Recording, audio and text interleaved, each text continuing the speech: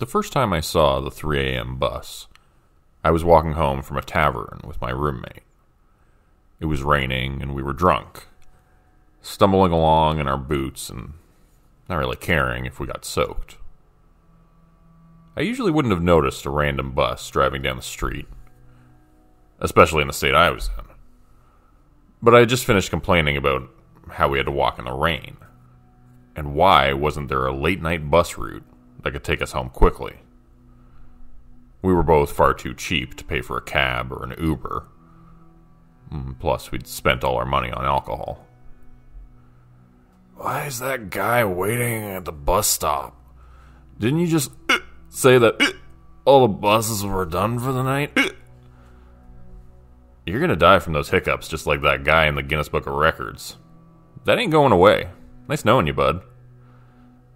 Seriously, why is he just standing there? We should tell him. I started stumbling over in that direction, and Tom pulled me back suddenly out of the street. Just as I was about to cross, a bus appeared out of nowhere. The hell? Where did that come from? I asked. If he hadn't grabbed me, the bus would have easily killed me. It looked like an ordinary city bus, except the ads on the side didn't make any sense. "Drink Gluberton Foam," it read. There was a super realistic computer-generated, I presumed, creature displayed on the side of the bus. It had a foamy green milk mustache and held aloft a bottle of the aforementioned Gluberton Foam. The creature was purple and covered in spines like a sea urchin. It had one large eye instead of two that dangled from an eye socket in the center of its face. Tom didn't see the ad, he said later on. He was too distracted by the fact that I had almost killed myself. Yo, what the hell were you thinking, man?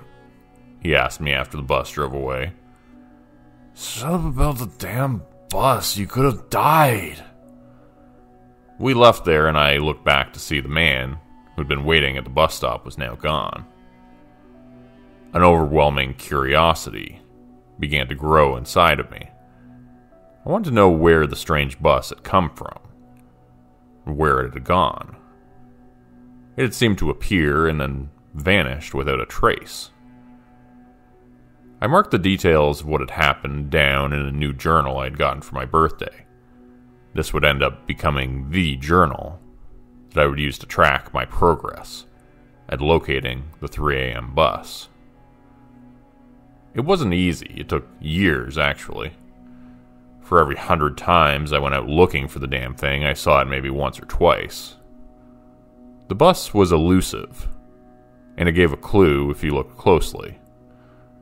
Something that I should have realized immediately, but took me a while longer than it should have. I realized I wasn't supposed to look for the bus. I was supposed to look for the riders. The strange folks who actually traveled on this bus, operating outside the normal hours. So I drove the streets looking for them. And when I saw them, very rarely, I watched them. I observed them from a distance at first, too afraid to approach. But eventually I built up my courage. It was the 4th time I'd seen one particular rider. I referred to him in my journals as the Trenchcoat Man, because he wore a charcoal trench coat and a wide-brimmed hat. His face was always shrouded in shadows, and he was constantly smoking a cigarette. In his other hand was a briefcase. These things never changed about him. When I saw him that time, I finally did it. I overcame my fears and got out of my car and approached him in the rain. Oh, that was the other thing. It was always raining when I saw this particular character, but he was by far the most frequently seen. My feet splashed through the cold puddles, soaking my shoes, but I didn't care. I was finally on the right side of the road with the Trenchcoat Man just a few yards away. I was panting, out of breath when I finally got to him. The bus came a second later, and the doors opened up in front of us. Cutting it pretty close, aren't you? He asked me, his face still cloaked in shadow. Yeah, sorry about that, I said. In my mind, I never had seen myself getting this far. The 3 a.m. bus had always been an elusive ghost, and now I was about to step onto it. Did I want to? I realized I hadn't thought this through. An overwhelming curiosity propelled me forward, and I realized I would die if I had to. But I had to see this through. I needed to find out what this strange bus was, and where it came from. The man sighed resignedly and walked up the steel staircase onto the bus. I followed after him. As soon as the doors closed behind me, I realized I had made a terrible mistake. But by then, it was too late. All the windows were blacked out, and I suddenly felt like a prisoner being marched into a cell. What had I been thinking getting on the strange bus? Nothing was right about any of the passengers, I realized, my heart beating fast in my throat. I shook uncontrollably with fear, but somehow realized I had no choice but to keep moving forward. There was no getting off now. The driver motioned me past him, grunting impatiently as he began to drive, pointing his black-nailed thumb back towards the rear of the bus. The driver had a large, bulbous, purple head, and a lumpy body covered in zit-like pustules. He was clothed in a black bus driver's uniform and hat. As he opened his mouth to yell at me, I saw rows and rows of sharp teeth inside, and a long, pointed black tongue. Come, you're gonna upset him, the man in the trench coat said, motioning me to sit down next to him at the rear of the bus. I began to walk down the aisle of the bus on shaky legs, trying not to stare rudely at all manner of alien and bizarre creatures which sat on either side of me on the cramped bus. Near the front, a squid man sat, holding a small, pale creature with wide black eyes in its lap like a pet.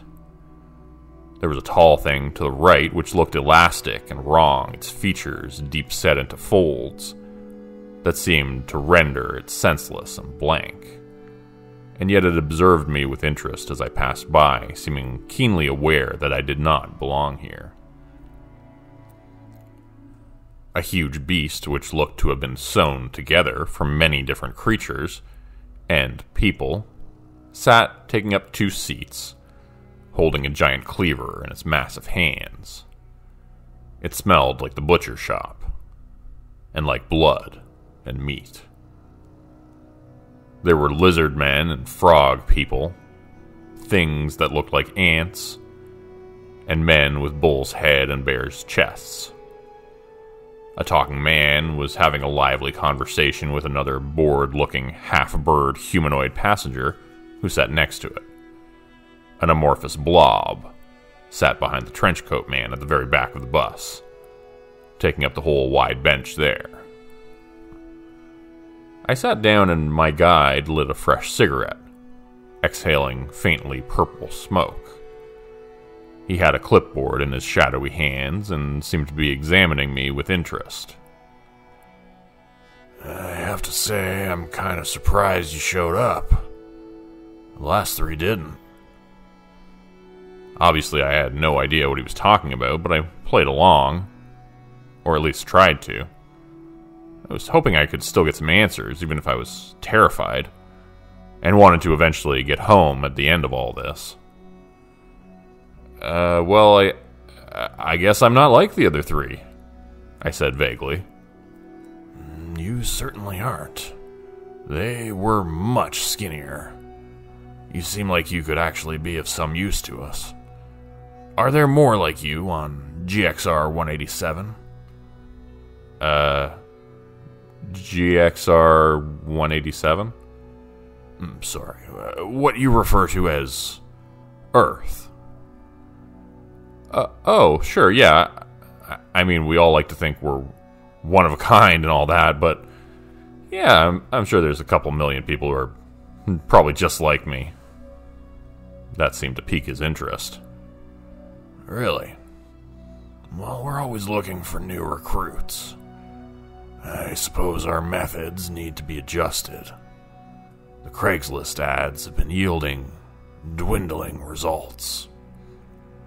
Ah, I thought to myself, so this is a job interview. They've been trying to recruit people from Earth to join some sort of project. How exciting. I wondered if this could be a breakthrough for all of mankind. I mean, contact with intelligent life from other planets? Dimensions? Craigslist. Yeah, nobody uses that anymore. I can show you some better websites. Indeed is pretty good. I guess Monster.com would be a little on the nose. I don't understand. Never mind. The bus came to a stop suddenly, and the passengers started getting off. Well, here we are. Would you like a quick tour before getting down to business? Sure, I said, excited to see what this operation entailed. We got off the bus, amidst the crush of alien creatures all around us. Slimy bodies and hairy ones pressed against mine, as I tried not to lose the trenchcoat man amidst the crowd. I followed after him closely until we were out of the bus terminal. I looked up in awe and wonder at the sky above once we were out in the open air. Part of me wondered what I was breathing, and if it was close enough to air that I wouldn't die, because we were clearly not in Kansas anymore. Not that I live in Kansas, but you get the picture. Whirling galaxies and multiple suns shine down on us from above. The sky a pale greenish-blue shade. The clouds were pink like cotton candy, and creatures like dinosaurs flew through the sky above, as well as futuristic-looking spacecraft. Large ships like intergalactic freighters took off from the roof of a massive building that the crowd was lined up and walking towards. I had never seen a structure so enormous. It disappeared into the distance from both sides that were visible, no end in sight. The haze obscured the far ends of it, which appeared to be many kilometers in the distance. The undertaking involved in creating such an enormous factory was mind-boggling. I surmised quickly that it was a manufacturing facility for Grupe foam, the product I had seen advertised on the side of the 3 a.m. bus, since large banners and displays were everywhere for the stuff. When we got closer to the building, I saw clearly a large sign with huge letters proclaiming this to be the headquarters and central manufacturing facility for the company. I tried not to think too hard about the fact I could read all the signs, and they weren't written in some alien language. The possibility that this was all a sleep-deprived hallucination occurred to me briefly, but then I shrugged it off. This was way too real. Trenchcoat Man led me onto a moving platform that brought us in through a visitor's entrance. The platform lifted up off the ground and began to levitate, bringing us around to various stations and showing us Grupe foam being made step by step. Here's where volunteers such as yourself are brought into the facility for processing. We use a state-of-the-art stunning procedure that is virtually painless. I saw through a window the other passengers from the bus being led in through a doorway, like cattle, into a meat plant. An electric shock hit them like lightning from both sides of their heads, and they fell down onto the floor unconscious. The talking cat from the bus seemed to have gotten away somehow, but the other passengers I saw fell one by one to the floor, unmoving. Moving on, we'll proceed to the platform lifted off again and began to move on to the next station. I was suddenly even more terrified than before. Stunned, senseless, and unable to hear the words coming from my guide. This wasn't a job interview. I had just signed up to be slaughtered. So you're saying you don't want to be killed and processed into an easily digestible foam? If it was possible for a man without a face to give an incredulous look, the shadowy trenchcoat man was giving me one. He stood there waiting for a response from me while we moved on from station to station on a levitating platform, which took us touring around the Grupe Foam Central Manufacturing Facility. The place was massive inside, bigger than any city back on Earth.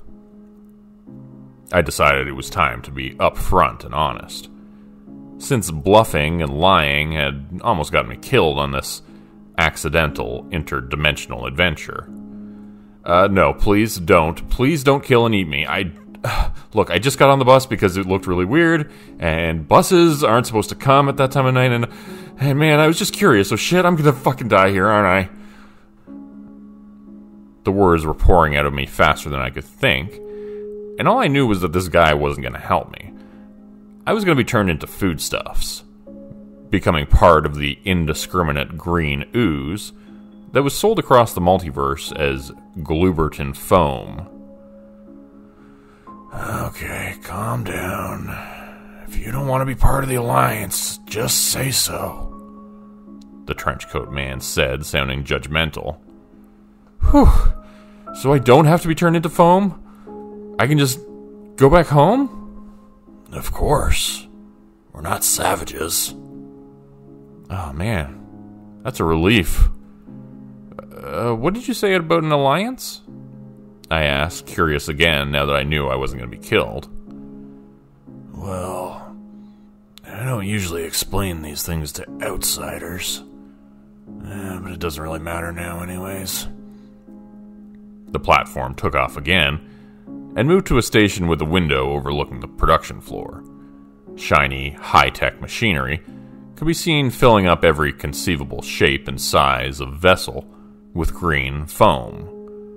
There were things like toothpaste tubes, tubs the size of mayonnaise jars, barrels and basins and buckets, ranging all the way to huge vats the size of water towers, and even larger. From this central processing location, we feed the entire GXR sector of the multiverse. All participating member planets receive enough supply for their dominant species to survive and thrive. Once the carrying capacity of the member planet is reached, we begin to call the excess for production. It's a win-win for all involved, assuming your species is compatible with the foamification process. It took me a minute to understand what he was saying. So, what you're telling me is every planet eats nothing but Grupe foam. They don't have to worry about food anymore? Or liquid. Water in your planet's case. The foam is also hydrating, and can be formulated to any specifications for maximum usefulness.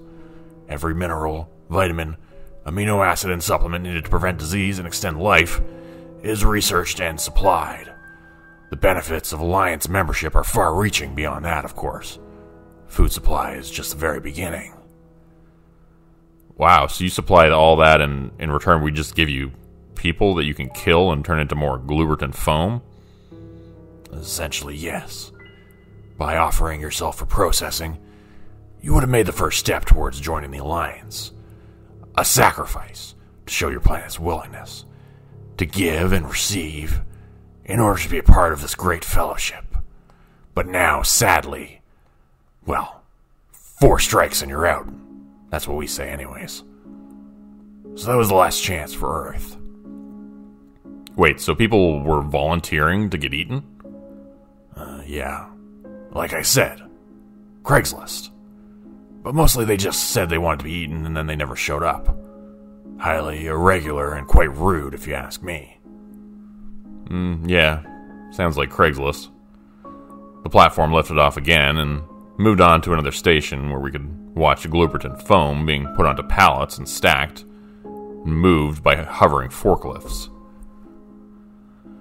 Okay, well, I think I can safely say that Earth is not interested in this proposition. We don't eat each other where I come from. He made a slightly annoyed sound.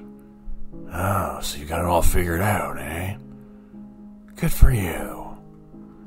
Not like I've seen worlds like yours before. You're all gonna be dead inside of... you know what, forget it, I'm not gonna waste my time. I could tell he was getting annoyed with me.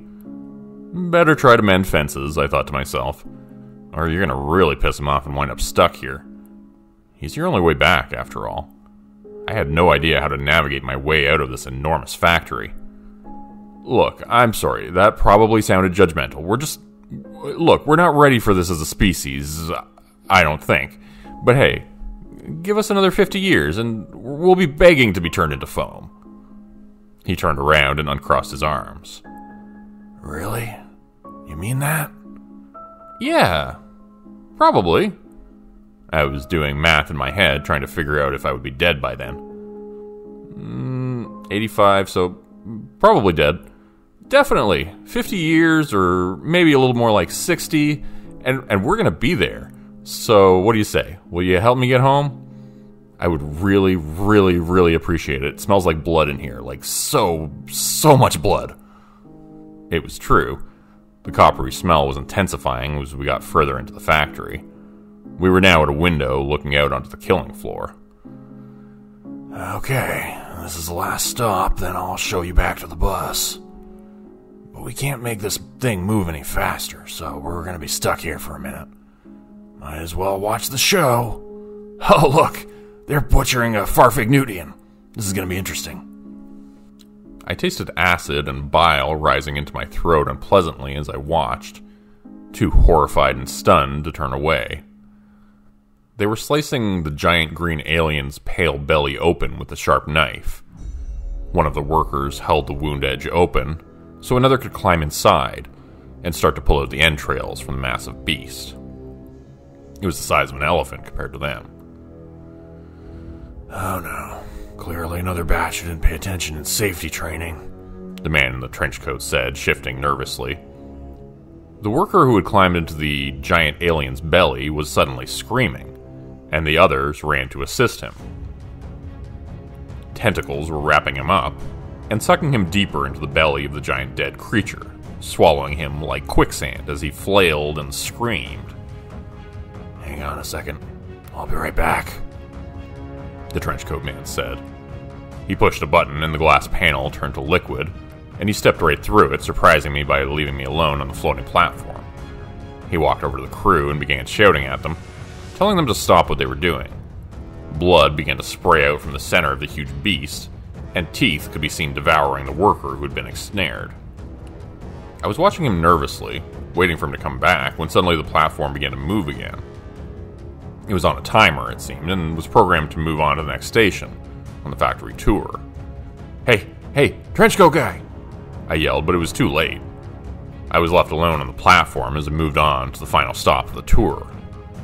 It had taken us full circle, back to the lineup which led to the killing floor. I tried to sidestep around the crush of alien creatures who surrounded me on all sides, but found myself swept away toward the killing floor. Soon I was stuck in the quick-moving line, which led to the stun gun apparatus I had seen earlier. Screaming, I tried desperately to get out of the line I'd been forced into, but my cries for help were muffled by the huge, furry forms of two tall, Bigfoot-like creatures who stood on either side of me. They were waiting placidly for their time to come, seeming unbothered by their impending death. Help! Help! I'm not supposed to be here! I was supposed to go back home! I shouted at them. Too bad for you. I tried to tell them the same thing, said the one just in front of me. Then he was knocked senseless by a bolt of electricity on either side of his neck. I ducked just in time, looking up to see the electric shock device was automatically adjusted to each individual's height. I had barely managed to avoid it and half expected alarm bells to start ringing, and for alien workers to come running, but nothing happened.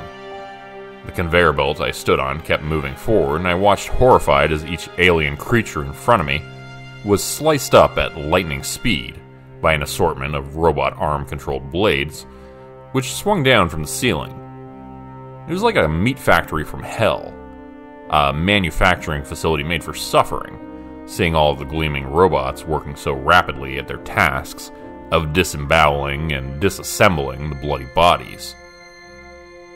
As I approached the section, I became more and more terrified, as the conveyor belt I was stuck on was now hovering over an expanse of nothingness below, a sheer drop on both sides of more than 100 yards, and below that, steel mesh grates caught the bloody viscera and guts being flung from the blades above.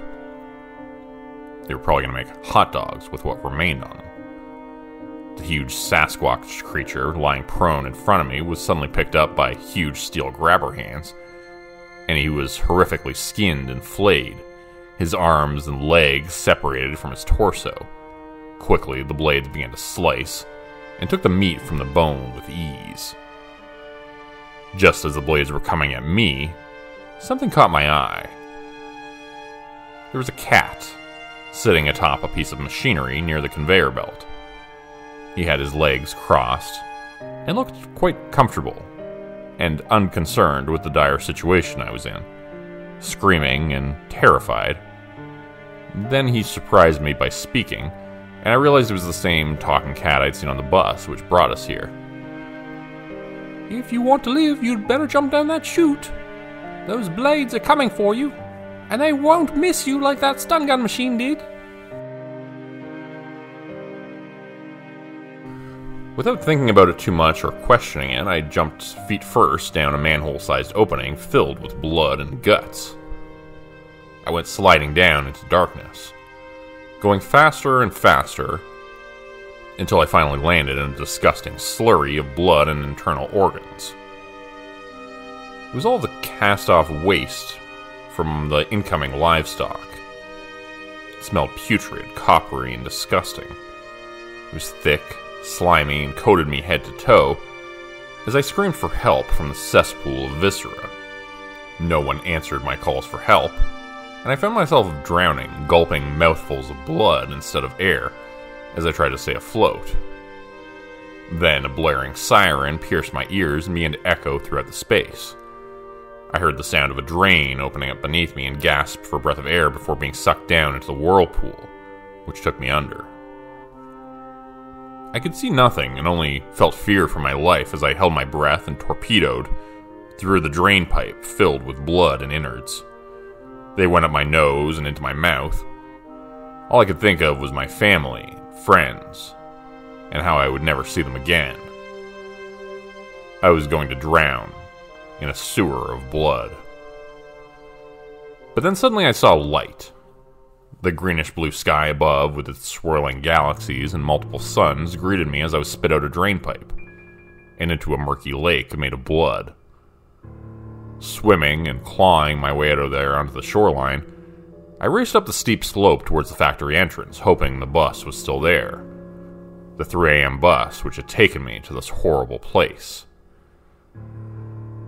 That was when I saw the trenchcoat man wandering around smoking a cigarette, and pacing outside the gates. The bus was in the distance a little ways behind him. Running over to him, I felt a smile spread across my face. He had agreed to get me home. I was finally going to get out of this mess. "Whew, I'm so glad I found you," I said, coughing up blood when I was close enough to talk to him. "Hello. Can I go home now, please?" He blew out a cloud ring of pink smoke and chuckled. The sound was like broken glass and nails on a chalkboard. I suddenly realized this was not the same trenchcoat man. This one was taller and broader, and seemed more malevolent somehow. I backed away slowly from him. "What? Don't you want to be part of the product? We could probably make a whole vat out of you, Chunky!" He was coming at me, and I realized not every employee from this company was as friendly as the talent scout I had met. I ducked under his shadowy grasp and ran past him as quickly as I could towards the 3 a.m. bus. The doors were closing just as I arrived, and I stuck my hand in the gap to stop it. The pinch was painful, but not as painful as being turned into foam, so I didn't mind. I heaved the doors open with all my strength and ran up the stairs and past the purple, pustule-covered driver. "Earth, please," I asked the driver politely. Huh? Oh no. I struggled to recall the alphanumeric code for Earth that the trenchcoat man had said. GXR 187? I said, unsure. He seemed to understand and then motioned me to the back of the bus. I was the only one aboard, I realized. There didn't seem to be an issue with my request since we began moving immediately. Within minutes, we were back at the bus stop where I'd gotten on. It was the same rainy night, and nothing much had changed.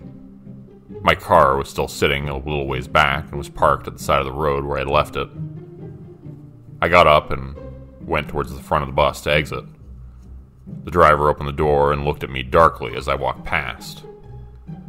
Proceeding down the steps, I heard his voice behind me, and as I stepped out into the rain, the words hit me, and I would remember them for the rest of my life. "You doomed your planet to oblivion, son. Good job. Hope saving your own skin was worth it." The door swung shut behind me, and the bus drove off into the rainy night, into the darkness. Water from the sky washed away the sticky blood and guts which covered me, and made a cloudy pool of crimson rainwater beneath my feet. The bus was gone, vanished as if it had never existed. I looked for it after that many times. It never came back. He never came back. And now when I watch the news and see stories of famine and plagues, global warming and water shortages, I can't help but think, can't help but wonder. I might have made a terrible mistake.